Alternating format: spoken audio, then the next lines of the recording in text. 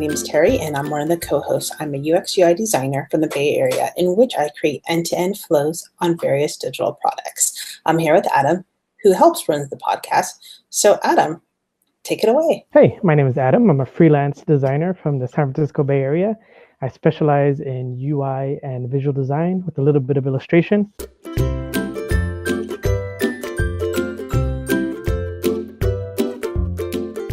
All right, Adam, sounds good. So tell me about your week. How did it go? Yeah, well, last week wasn't really too fulfilling. I didn't really do that much. Still am continuing to read my branding book. That's coming along okay. And well, since I didn't have too many projects lined up, I did have a lot of calls and just maybe talks for a lot of potential work. So that's a lot of potential work coming up within the next couple of months. So that's kind of exciting to hear. We'll see what happens if any of those really finalize and I get to work on any of those stuff. So we'll see. So pretty exciting for the next couple of months at least. Yeah, no kidding. So when you're actually on those calls, so what kind of questions do they kind of ask you per se? It's pretty much just like mini interviews. They just ask me what's my work style like, and they want to see more work that I've done besides what I have in my portfolio. If I have more to show, they want to see if I kind of know what I'm talking about, so they'll like drop little hints, or I'll drop little hints on like letting them know the type of like the buzzwords from the industry and stuff. And yeah, that's pretty much it. If I'm available, because a lot of the times it's based on your availability too. So they need to make sure I'm available. Oh, okay. Good. Yeah, so overall, that's pretty much how my week went. Other than that, I just kind of like went traveling a little bit with the family. Went down to Gilroy to hang out for the weekend. But yeah, just see some family stuff. So what about you? How was your weekend last week? Or how was your week last week? It was good. When you said Gilroy, I'm thinking hot. It's been very warm. So yeah, we've been doing family stuff. We've been heading to the pool mainly, and what I've been doing with my family is having them just draw with me, just do a lot of doodles and stuff like that. So that's been really fun to do. And I'm still learning. Yeah, still learning the code. I have one more assignment to do with my Career Foundry course. So I have one more mentor call with a mentor. So I'm super excited. I'll be done with the class. Don't get me wrong, it kicked my butt. I mean, for some, it would be probably of an easier class, but for me, it was hard. But at least I'm not scared of the code anymore. So I know the basics of it. So, which is really good. So now I just have to go back and learn Bootstrap and learn the other stuff as well, and actually trying to make the grid and make like this yellow box on the right of where I want it to go. Okay. So that's going to take some time. So like I said, I'm giving myself for about 2 months to at least get a better handle of that. I've been reading a little bit, but not as much as I should be. And that's about it, really. Yeah, kind of an uneventful week. Kind of this week is going that way too, but yeah, that's fine. I like it. I like a little lull every now once in a while. Talking about a lull, I was on the radio. Personally, I was not on the radio, but I was listening to the radio, and one of the radio announcers says, "Yeah, I just heard on another radio station something. They were saying it is 105 days left until Christmas, or basically of 150 days left until Christmas." I don't know. It was like one of those numbers. I'm like, what? It's still hot outside. It was kind of funny. I think I saw online that they were posting pictures of Christmas trees, that stores were stocking them now already. I'm like, ugh, already? It's not even Halloween yet. Or yeah, September. Put up the Halloween stuff. Yeah, but yeah, so Christmas is coming soon. But Yeah. other than that, so let's get back to other articles.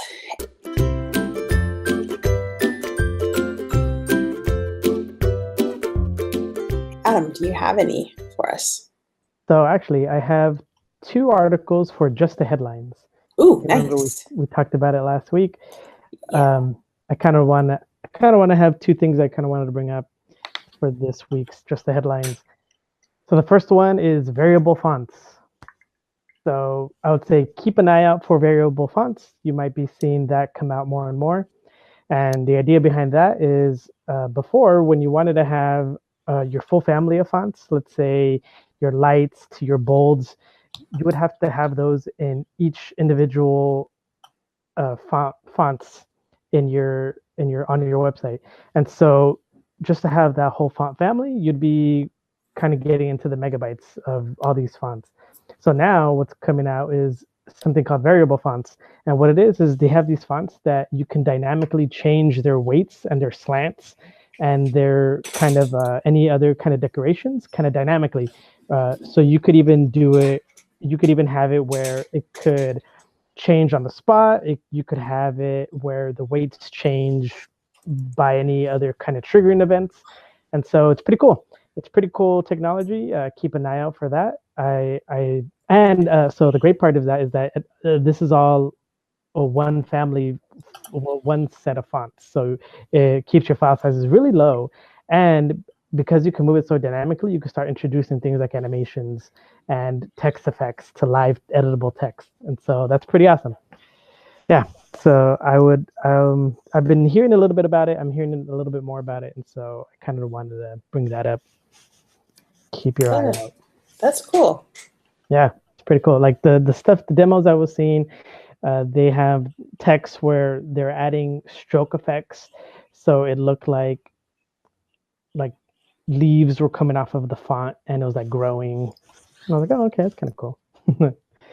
And the only other thing I have is I didn't get the article, but from what I remember, it's that they're saying that VR and AR sales for like headsets are steadily on the decline. And so the article talks about how the headsets pretty much have been dropping. Their sales have been dropping across the board, pretty much with every headset that's out there from all the different brands. And so I don't know, do with that information with what you will. I know, in my opinion, maybe it'll pick up during the holiday season or something. In my opinion, I kind of felt like that was going to be the case, just because it seems very niche. And if you think about it, it's kind of competing with like the Xboxes and the PlayStations of the world. It's pretty much like a gaming system. And so it's a luxury item that you have to buy on top of another gaming system, because mostly everybody buys those gaming systems first and then they buy their headsets. And ever since the headsets came out, there hasn't been very many software video games that have come out for it. So it's not enough games, not enough, a lot of extra money. So yeah, it's on the decline. What do you think about the maybe potential fall of VR AR? Yeah, regarding the headsets, I do agree they are luxury. They are, but also too, if everybody has one of these doohickeys, Your phone, yeah. their phone, they can use these as augment reality. So if they can use these more, I think that's where VR is going to go, is mainly to the phone. And I could see that. maybe some kind of inexpensive attachment or something. Mm-hmm. I think it will either maybe project out, I don't know, project out or whatever, but I think this of your phone is going to be the main source, because right now it is of our main source of our bread and butter of doing online banking, doing online shopping, Mm-hmm. texting everybody. So I think the mobile space is just going to get more bigger and bigger. I don't think that will ever go away. Yeah, I think you're right. I think VR or AR for your phone is pretty much where it's going to go. It already had a lot of success with like Pokemon Go. It uses an AR kind of system in it. You know, I noticed your Amazon app, if you ever use that, it has a camera feature where kind of like Google, you could take a picture of just any object like on your desk, and it'll tell you what it is, and it'll give you options to buy it. So you could flash your camera from the Amazon app like of a pen, and it'll recognize it's a pen, and it'll give you shopping options for that pen. Pretty cool. Yeah, actually, that's really nice because you can't remember, like, oh, I can't remember the author or I don't remember the thing, but here, I take a picture of it and you can upload the picture maybe, and that'll help to identify it. Yeah. So yeah, those are just the two for just the headlines. For articles, one of the articles I have is from Creative Block. It's called "How to Pick the Perfect Color Palette Every Time," and this article I found pretty interesting. So in school, when we studied color, we studied Albert's colors theory, but this article it talks about this Angela Wright theory, and pretty much the theory is that it's based on that some colors or the combinations of colors are directly relate to your emotions. And so the main article reads that in the 1980s, color psychologist Angela Wright revolutionized color theory by identifying links between patterns of color and patterns of human behavior. She found that all colors can be classified into one of four tonal groups, and that mathematical relationships underpin the shades and tones within each group. In other words, Wright proved objective color harmony. And then, so one of the examples that they gave of one of the tonal groups is this group one, right? It says group one colors are clear, delicate, warm, and contain yellow, but no black. Examples include soft cream, turquoise, and cobalt. They're lively, sharp, fresh, clean, and youthful, all about new beginnings. It's very common to use them in branding of things like children's toys, PR sales, sports, and fun sectors of anything. However, if misused, these colors can perceive as frivolous and immature. Personalities that reflect these colors are extremely motivated and eternally youthful. Light on their feet, these people love to dance and are clever but don't like being bogged down with academic debate. So the article gives four different types, and that was just one of them. And you could read the other three on the Creative Block website. So yeah, I thought it was pretty interesting. So I knew that there were certain colors that kind of affected mood, but you know, she actually kind of has a whole theory about it, and she gives all these different examples of when to use these colors, and that the right combinations of these colors can affect your mood in a different way. So yeah, what do you think?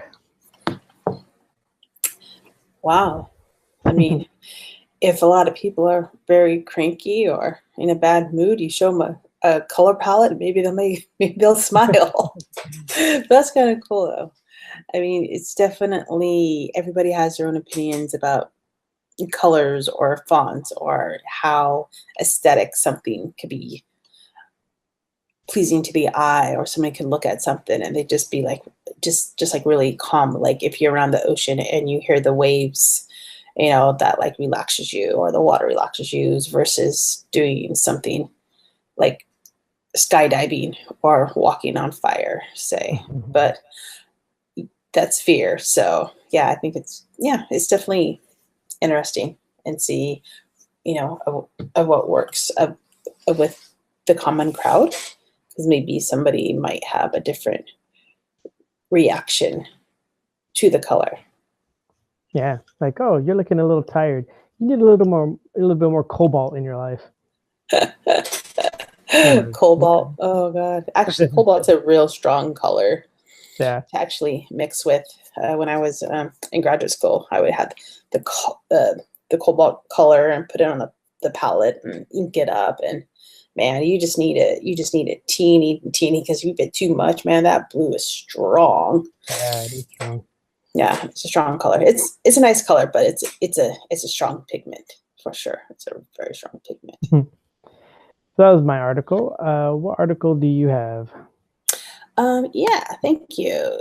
I thought this kind of interesting. The title is called Steve Jobs on Prototypes. This is from snook.ca, and it's a writer that actually talks about Steve Jobs. He was watching a Steve Jobs talk about Next from 1992. So I thought it was kind of interesting of what he was saying regarding the article and stuff.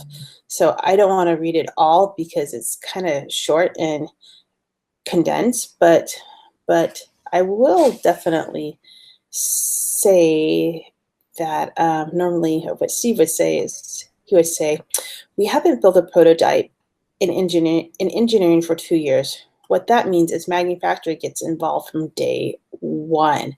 Then basically, I'll just read a little bit here. It says, a lot of times when you build prototypes, it's not quite the same technology as you're going to use in productions, et cetera, et cetera, et cetera. So I thought that was kind of interesting how the way he's seeing prototype related to the technology of the engineering of what's going to make it work. And it just continues, and basically it's by Jonathan Snook. So I thought it was kind of cool. So what do you think about that, Adam? So the whole next project that Steve Jobs did was pretty interesting. I definitely just hearing about the whole history of when that came around was pretty great. Like I know one of the big things was that this was Paul Rand's last, I think, like last big logo project before he passed, and that he has this whole booklet that he did for the next logo, where it goes into like a deep dive of uh, how he got to that logo, and it's like kind of like a progression because he goes through like his different iterations and his thought process, and so. But yeah, just hearing about that company for some reason, I keep hearing about that company, and even though it didn't really last for that long, it seems like it had a great big impact in design, and so yeah. Yeah, like I said, I thought it was interesting, just short and sweet. Mm-hmm. So how about you, Adam? Do you have any more? Yes, I have one other article, and it was how to impress with your design portfolio. So Ooh, this is yeah, a good one. actually, you know, it pretty was. It really was. This was an interview they did with a guy called Michael Johnson. He's the founder of Johnson Banks, and for me, I kind of feel like he gives a little no nonsense, right to the point answers of just his experience when he was looking to hire designers and what Oh, he kept, nice. yeah, like what he kept on seeing in their portfolio that he didn't like, and like just like these problems that people kept on coming up with. And so he gives 5 tips, and I'll just kind of read the first 2. And so the first one he did was to avoid distractions. And so basically, what he says is that anything that gets in the way of actual work is a problem. So, really art directed headers, titles, graphic edges, and such like are huge turnoffs. The work should stand on its own and not need any frilly borders. Online, the web navigation is, if the web navigation is getting in the way or slowing down the process, that's also very distracting. In short, it's all about focusing the intention on the work alone. For me, it's the same every time. 3 great projects, okay. 5 great projects, interesting. 8 great projects, hired. And so I thought that was pretty interesting. The number 2 is don't neglect the small details. Design is all about details. Neglect even the tiniest thing, and you'll end up on the rejected pile. So like sending a 56-page PDF when 15 was the stated limit, or sending 25 megabyte files, or sending links to Dropbox folders or WeTransfer links. Then he gets to the also irritated spelling mistakes. So like his name is Michael with an AE. He often sees it spelled with an EA. And sometimes he'll see it directed to people that aren't his name, or he'll see it just like a blank email template that goes out that you send out to 50 companies, right? And so, and also one of the things that he hates is, for example, he'll get portfolios that when they send samples, they'll send packaging design, and he goes, we don't do packaging. Why do you guys send us packaging? You know, I could see where if you don't have a lot of design work, you're going to put your best work. And if you felt like you did a really great job in this branding of this packaging, you're going to throw it in. But he's saying, no, like, that's not what we do. Why are you going to try to point us into that? Why are you going to show me extra things like that when we probably don't need it? And, that's understandable. Have you ever run into any situations where where any design mistakes that you remember that you've done along the way? Oh my goodness. That's kind of funny because when I was, again, dating back to a graduate school, that's when CD artwork was very popular and stuff. So instead of just sending out of like, I don't say like a lookbook or like cards, I would buy popcorn, right? Mm-hmm. And I take off the popcorn and actually print my resume on the popcorn little thing. Wow. And do like a little insert of a 3x5 like of a card and just stick it in there. So when they open the popcorn, they would have, of the information. So I would send that of to different indie labels and stuff. And yeah, actually, I got some gigs actually just from doing that. And then each CD that I did, it was like what, $3.50 a pop. So it was doing of my original printmaking actually. So I would do printmaking and then draw on it and then push it back with the paint with like gesso and just rework the paper or the printmaking paper and take pictures of that and just layer on that on Photoshop and just rework it. And then from there, then that's when they would, give me a certain theme. And then I would do a couple ones and they would pick the best ones or give me feedback and stuff like that. So yeah, so it does work, but I always tend to go with food because people are hungry and they can't turn down food versus like, if you do like a nice box, or I was like, yeah, that's nice. But if you take food or something and you give it to them, people can't waste food, right? And they're going to open that popcorn because I'm going to open that popcorn right away. Yeah, exactly. Because like if they didn't eat or whatnot, they want a snack and it's free. So of course they're going to open it. That's why I can't be like a hiring manager because I'm like, yeah, but this person gave me popcorn. So I kind of feel like I owe them this job. I don't know. Maybe we should hire them. Yeah, but that was all in freelance stuff like that. So that was kind of fun. Wow, that's awesome. I know I've definitely messed up my portfolio a bunch of times or my resume where I would send an old outdated resume a bunch of times or I had a bunch of misspellings that I didn't pick up until I kind of proofread it like months later, and I was like, I think I told you about one of those. Like that was literally recently. That was like almost that was like that was like 6 months ago. That was the problem. Oh God. So yeah, I'm definitely do that a lot, and it's just like you see stuff come up and you're like, oh, I gotta pounce on it, so I gotta quickly come up with a resume to just send it out quick, and then or sometimes I'm like at the office or not at home. And so I'm like cobbling something together on my just whatever device I have available, like editing the PDFs themselves to send out, and then, every time you rush it, there's more chance for errors. And I definitely get those errors. You know what? I think we all done that. I mean, I've done plenty. I mean, I've sent my resume. It's kind of funny. I sent my resume. I saw this job post. He's like, oh yeah, that looks pretty cool, right? So anyway, I went through actually trying to find the person's name, find the correct spelling. I spent time with the cover letter, got my resume attached, and I send it to the wrong person. To the wrong email. I was like, Yeah. oh no. And then basically after that, I'm like, oops. And then I emailed that person saying, I'm so sorry. It was the FUBAR move. I apologize. And then actually, I end up actually talking to that person on the phone 2 weeks later. I didn't get the Oh. job, but at least I got the in a weird random way. I said, I'm so sorry. This is a big FUBAR move. My bad. Da da da. And the guy's, oh no, that's okay. I just did it last week. Hey. Anyways, would you be interested on the call? I'm like, yeah, sure. So yeah. So he ended up talking as well, but I didn't get the job. But that was kind of cool though. At least I got a phone call out of it. But yeah, that's cool. Yeah. But there's tons of stuff that I've messed up.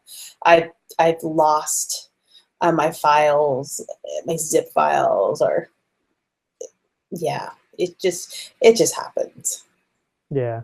Or I always get the sending the email, click, forgot to send the attachment. And then you have to go, oh yeah, so, you have to make up some sort of, oh dude, I forgot to attach it. Here you go. That's always the worst, is having to send 2 emails where one is the attachment. Yeah, but it does happen though, or sometimes, if you're doing the attachment and you're like typing something and somebody calls your name and you move and your arm hits the key and it hits like enter or send, you're like, no. Yeah. Like, oh yeah. No. Yeah. Or I've done that a couple times. Like I think faster than I type.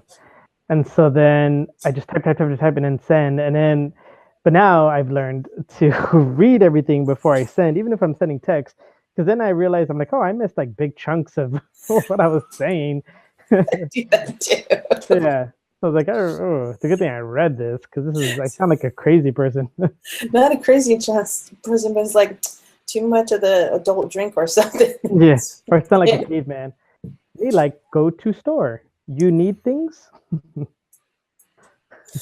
Oh god, yeah. I'm sure there's tons of mistakes, and that's another point too. All of these seasoned designers or these art directors or these senior art directors, they never really talk about what kind of mistakes they've done. Yeah. Right? I haven't really heard. There's like once in a while in the past that I've known a couple art directors or more senior people. They go, well, I messed up here. It's like, really, you did? Wow. And it's like, oh, you know what? I'm not the only one. They do it too. So I think it'd be kind of neat to hear from other like senior people if they made big FUBAR here and there, because nobody's perfect, and it's just a matter of time, so when you make a lot of mistakes, but that's how you get better, and that's how you learn too. Yeah. Actually I have a good tip too, so I send out I've gone through, and I'm gonna start the whole looking for a job process right now, but if you ever get an opportunity where they send you an email that says, they didn't like your work, or they're going with somebody else, I always email them back saying, hey, if you could give me any feedback for maybe how I could improve, that'd be great. And yeah, I have gotten some responses where they have given me pointers, where it's like when I did a design challenge, and I think I did everything pretty good except for one page, and it was out of 6 pages. And so they kind of wrote me back and said, hey, like, you really should have designed it more like this instead of like this. And I was like, oh yeah, okay, yeah, thank you. So at least I learned that for the next time. No, I totally agree, because that's the same thing that I do. If there's any chance that I can keep that conversation going, I'm going to keep that conversation going as much as possible, because as the more you talk to them and the more you get feedback and the more you build that rapport, sooner or later they're going to forget, oh, that's the person that didn't do this. Oh, this is the person that that's done this, that's done this, and that done that. And you just continue to have that dialogue. And pretty soon they're going to forget of your first email. Yeah, that's true. And then now you're just an acquaintance with them, and so they know you as that. And so that's pretty interesting. Yeah. Just keep that conversation going. I mean, that's what I try to do. Just try to find out as much as information as I can from them, and just really look in and read the email. I mean, sometimes I would be staring at my email for about, I don't know, 2 or 3 hours. Like, okay, this is what this person said. Okay, how can I make it into a longer conversation? Or how can I ask a question but without really asking a question? Or how can I point out something that maybe they might like in the past that maybe they might mention about my work, or maybe they were looking for this. And then, oh, well, maybe if they're looking for this type, well, maybe I can actually send them of a candidate as well if they're looking. Because again, you want to show them that, A, you're not bitter. Of course, you don't want to be bitter, but you are being helpful as well. And then if you can help them the best way that you know how to, then they're gonna like, oh, well, this person, oh, well, she didn't fit, but she might know somebody. Well, that's great. Again, what can you do for them? Even though you may not get the job, or maybe it's not the right fit at the time, but a year goes fast, number one. And number two, that person's not going to stay there for 1 or 2 years. And by the time that 1 or 2 years is gone, you may be ready for that job again. That's a good point. Yeah. Staying in contact and helping them out and showing that you are into that company. And yeah, I would say, that's perfect. Yeah. So that was how to impress with your design portfolio from Creative Block. So Terry, do you have any other articles? Yes, actually, I have one. It says it is a Medium article. It says designing for the worst case. So notes on designing for errors, alarm, empty states, and expected scenarios. So this designer, Vivek, actually wrote it. And it's just a 5-minute read. It just goes into on different statuses of what he was saying, of like the error states, alerts, warning, empty states, and everything. So he just goes into of what an error state is, and what alerts and warnings are, and it just keeps on going. Empty states. So I can just read about the empty states. It says empty states. Empty states are observed mostly when the user has just signed up and has no data to see. The user has cleared all his data. The user doesn't have permission to access the data. There is data, but the system fails to fetch its due unexpected scenarios. This also comes under error states. So a good empty state should educate the user on why he or she is not seeing any data. So it just really continues and give examples and everything like that. So I thought it was kind of cool, just a little different on designing for the worst case for errors, alert, empty states, and unexpected scenarios, because sometimes people don't really talk about that. But we see a lot about that in our daily life with apps or even just signs as well. So what do you think, Adam? Yeah, empty states are those little afterthoughts that you always forget about, where you're like, because you always want to populate or show your design fully populated and with all this content, and then once you realize, oh yeah, what happens when they don't have anything? So from what I've seen, people use that opportunity to have like a nice cute illustration and give them like an instructional kind of piece of how to fill up that space. And so yeah, I definitely think that that needs thought as well. The error messages definitely, and I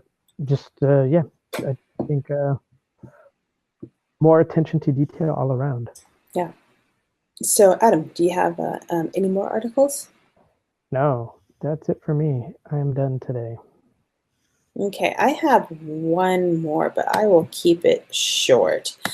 Mhm. And we were talking about AR, VR earlier, and this is another Medium um, article. It says, behind the scenes of the world's best XR creators. And this is of an interview with Mike Festa from Werefay. And it's at Halo Labs. So anyway, it's just an article about him talking about Wayfair and how he ended up working in the AR VR space, Mhm. and it just to shows to share about his team. Basically, he just said here, my team has grown to about 25 engineers. We have 4 sub teams: next generation experience, AR, VR, 3D research, long term projects, and academic collaboration, 3D tools, plugin and system to support our artists, and scanning services to their 3D scanning research efforts. So I thought it was kind of interesting. He goes over the workflow of how they do everything, and what are the best UX rules, best practices that they always keep, and everything. It just keeps on explaining. So if you are interested in AR VR, I thought it was a very interesting. Just like I said, it's just of an interview case and stuff. And at the end of the article, which I thought was kind of interesting, he was saying they actually released Where 3D University. Industry first comprehensive curriculum of 3D modeling standards tailored for the home furnishing suppliers and manufacturers. So I thought that was kind of interesting. Awesome. That's Yeah. cool. Yeah. So what do you think about that? Besides you thinking AR VR is out the door. Well, at least the headsets. Like I said, it might pick up in Christmas. I don't know. I guess everyone's waiting to see what Magic Leap finally turns out into. But yeah, I think people are just going to go more for their headsets because they have. I mean, for their mobile devices because they have Yeah. it already, and if they could just put something on while they're on the BART and not have to pay just a crazy amount I know, it's for crazy. a headset, yeah, you need so much to set it up, and it's Takes just time. And it's like, who wants to spend all that time doing that? I know I and you need don't. I need so much space. Like I need all my floor space for my leftover clothes and you know my various collections of shoes and socks. I don't have room for a whole VR experience. And No, not I. I have my rollers. what would be interesting if you're able to compensate for that. So they're like take a picture of your floor and then we'll map around it. So you can map around all your junk that you have on the floor. And then their VR games will be picking up your room in VR, just putting away things. Oh, that would be something good for the kids, because when you tell them, go pick up your room, go pick up your toys, oh, they're going to have their little VR set out. Okay, mom, it's done here. You're Yeah, like, what? my room is virtually clean. Yes, it's clean. And you're like, no, I mean, physically do it. You didn't say, you just said clean it up. You didn't say how to do it. So I can, picture them trying to get out of that as well. Yeah, I know that's true, right? They're gonna come up with their virtual excuses. Future excuses. Oh my God.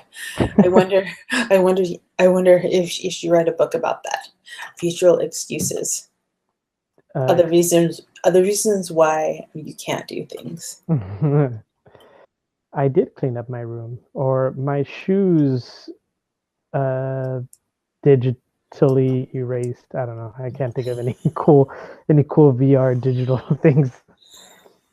Neither can I. All I know is it's pretty darn expensive, but it's pretty darn cool. But like you said, I think stuff is just going to stay mobile, because that's where we do everything.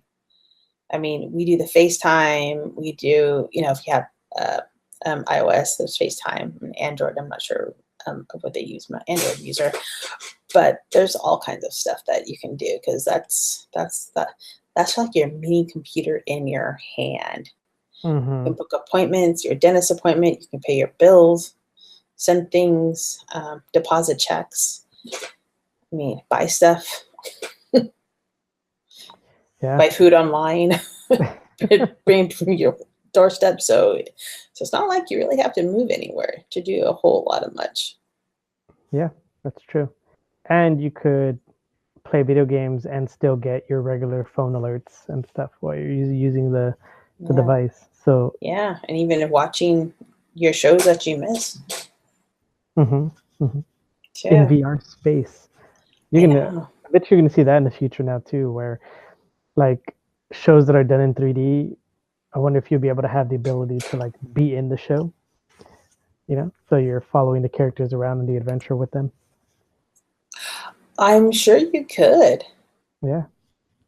I mean, why isn't there won't be of a way? Because there's like glasses, right? Or, as we have like earpiece or like the pods for Apple. And it's just, what's to say there's going to be of an extra thing with the pods and just going to be maybe just like, woo, like a little screen across or something. I mean, who knows?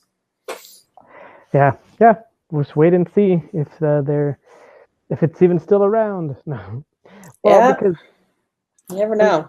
because I was reading an article about the 3D printing uh, industry as well, and they seem to have that kind of fizzled out. Like it was a big thing maybe 2-3 years ago, and everybody was buying all these 3D printers and all these things. I even bought one too.